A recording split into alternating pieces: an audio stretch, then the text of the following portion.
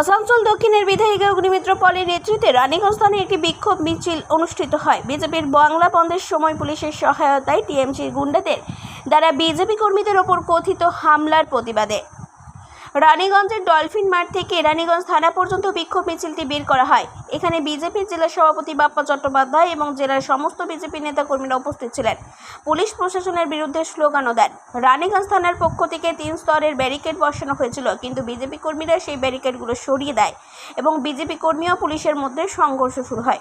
বিধায়িকা অগ্নিমিত্র পাল জানান, মহিলা ডাক্তারের বিচার পেতে ছাত্র সমাজ শান্তিপূর্ণভাবে বিক্ষোভ করেছিল, কিন্তু রাজ্যের মুখ্যমন্ত্রী মমতা বন্দ্যোপাধ্যায়ের নির্দেশে যেভাবে ছাত্র সমাজের শান্তিপূর্ণ আন্দোলন দমন করা হয়েছে, এই নৃশংস হামলার বিরুদ্ধে গতকাল বিজেপির পক্ষ থেকে হরতাল ডাকা হয়েছিল।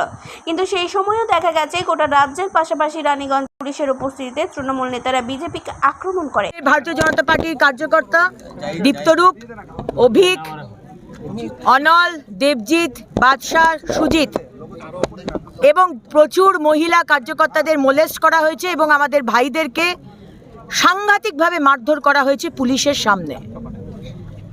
এই পুলিশের রোল তো আমরা দেখেছি। চারুতলা থানায় যেদিনকে মমতা ব্যানার্জি মুখ্যমন্ত্রী হওয়ার পর দুষ্কৃতীদের ছাড়াতে গেছিলেন, সেদিনকে পুলিশ টেবিলের তলায় লুকিয়েছিলেন।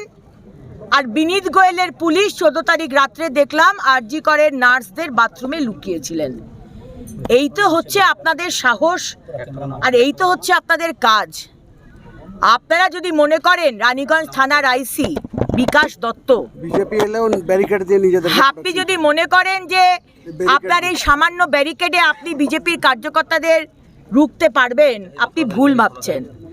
আপনি ভুল ভাবছেন যে আমরা অত্যন্ত শান্তিপ্রিয় একটি পার্টি, আমরা আইন শৃঙ্খলা মেনে চলি অবশ্যই, কিন্তু যদি মনে করেন যে আপনার পুলিশ দাঁড়িয়ে দাঁড়িয়ে দেখবে আর তৃণমূলের ছেলেরা আমাদের মারবে, তাহলে আমিও বলবো আমার ভাইরা বোনেরা ইট মারলে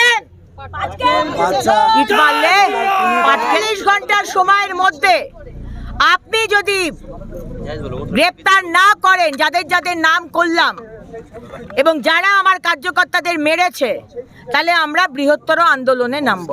পুলিশের সামনে তো লাঠি মারছিলেন, পুলিশ কোথাও তো দেখলাম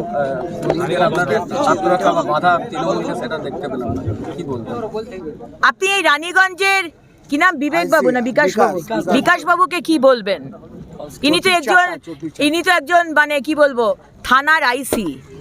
আজকে আমরা দেখতে পেলাম আরজি কর কেসে বিনীত গোয়েল কলকাতার কমিশনার, তিনি আজকে কিভাবে মানে নিজের পদকে অসম্মান করে আজকে অভয়ার মৃত্যুর প্রমাণ লোপাট করে দেওয়ার চেষ্টা করেছেন এই বিনীত গোয়েলের পুলিশ।